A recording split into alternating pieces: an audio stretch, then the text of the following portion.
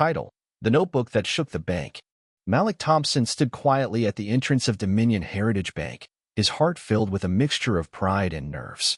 At just 14, he had come to deposit a $5,000 scholarship check he had earned through sheer determination and academic brilliance. Clad in his Crestwood Academy uniform, navy blazer, striped tie, and polished brown shoes, he carried his slightly worn backpack like a badge of honor.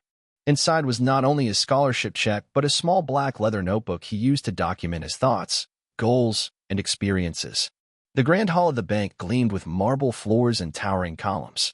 Crystal chandeliers cast sharp reflections on the polished counters. It was a space designed for power and legacy, not for a lone teenager with brown skin and quiet ambition. But Malik didn't care. He was here to take responsibility for his own success, to learn how to manage money, just like he had told his father, Leonard Thompson, the CEO of Thompson and Gray Investments. "I want to do it myself," he'd said the night before. Leonard had given a proud nod. "Then walk in there like your name belongs on the door." Malik had taken those words to heart.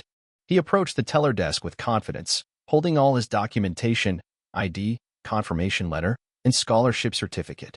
"Hi," he said, his voice firm but polite. "I'd like to deposit this check into my account. It's my scholarship."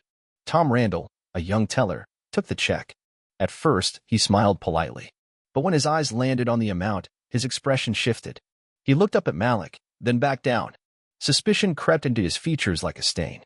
Moments later, a click of heels echoed through the hall, and a tall, thin woman in a tailored gray vest approached. Her name was Clarissa Whitmore, the branch manager. Her gold badge caught the light as she gave Malik a once-over, cold, dismissive, and calculating. Without even addressing him, she asked Tom, $5,000? For a student? Where'd he get that from? Malik handed her the scholarship letter and his school ID. "I go to Crestwood Academy. This is a merit scholarship." Clarissa didn't even glance at the papers. She crossed her arms. "We've had a lot of fake checks recently," she said flatly. "It needs to be verified." He felt the judgment fall like a gavel. He flushed his cheeks, but he stayed calm. "Can I call my dad? He's expecting me." "You'll wait," she replied, already walking away. Malik was left standing, the dignity he had walked in with dissolving under stares and whispers. No one questioned the situation. No one asked if he was okay. They saw his skin, saw the check, and made their assumptions. The next 20 minutes crawled by. Malik stood in the corner, not daring to sit. He was watched, not served. When he again asked to call home, Clarissa barked, "That's not our concern." A security guard, Warren Price, began hovering near him, sending the silent message, "You are being monitored." Malik gripped his backpack tighter.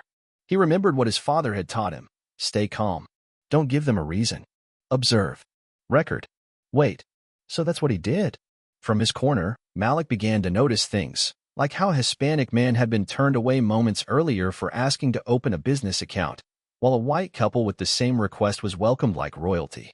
Or how Clarissa greeted a certain guest, an older white man in a beige suit, with warmth and discretion, handing him a manila folder marked "Confidential" before he slipped out quietly. The man was Marshall Eaton, CEO of Baring Financial, Leonard's biggest corporate rival. Malik recognized him from a dinner conversation with his father. Baring had tried multiple times to undermine Dominion Bank through mergers and acquisitions. What was Eaton doing here? And what was in that folder? Malik opened his notebook and began writing. 10:47 a.m., Marshall Eaton arrives.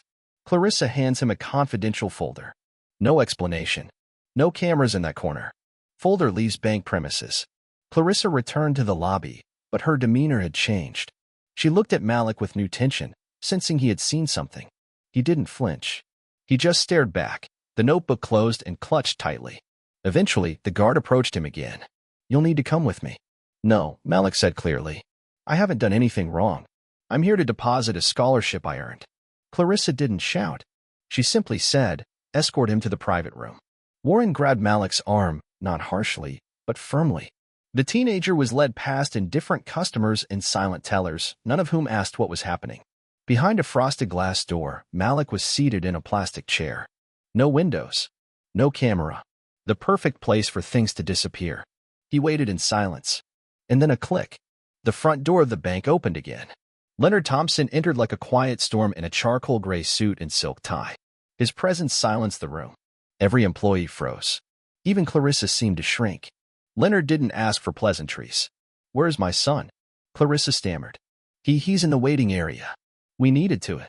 I didn't ask for explanations, Leonard cut in. I asked where.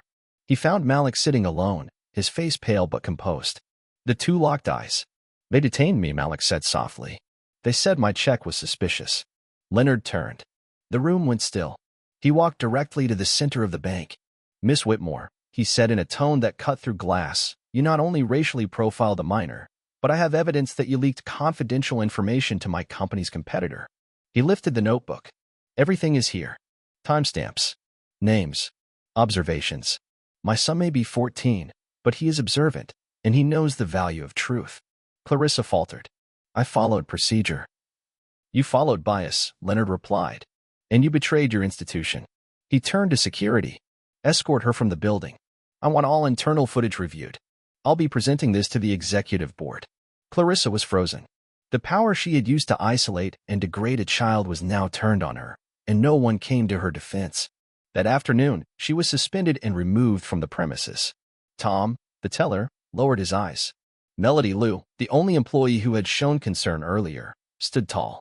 Leonard addressed the lobby. "I didn't come here as a CEO. I came here as a father, and I want this branch and every branch to understand. My son was humiliated for being young, black, and successful. That ends now." The room erupted into applause. Not slow, not hesitant, real. Weeks later, Malik stood at a national youth leadership seminar, reading from his notebook. "I didn't feel brave in that bank. I felt invisible. But when I wrote down what I saw, I reclaimed my voice." His story went viral. The media called it the notebook that shook the bank. Schools across the country adopted it into curricula.